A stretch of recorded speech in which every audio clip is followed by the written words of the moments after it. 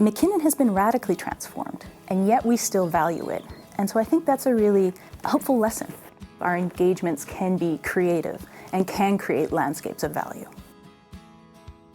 I'm Shannon Sundenbauer. I'm an associate professor in the Department of History and Classics at the University of Alberta, and I study the environmental history of the Prairie West. MacKinnon is interesting. It didn't look like the other ravines I was visiting. It didn't look like Milk Creek. It didn't look like Whitemud Ravine. And so I wondered why it was that way. MacKinnon Ravine looks as it does because it was almost a freeway. MacKinnon, historically, was a heavily treed landscape, and certainly Indigenous peoples would have used it, both prior to colonization and right up to the present day.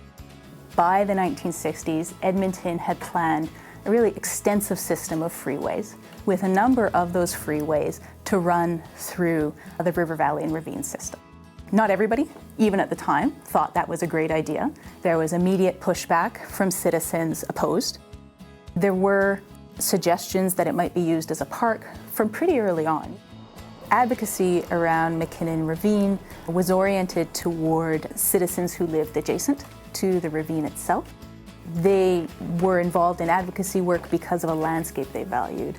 They were pretty successful in building public interest, not just in safeguarding the ravine landscape, but also in building public understanding of the need to change decision-making processes at City Hall.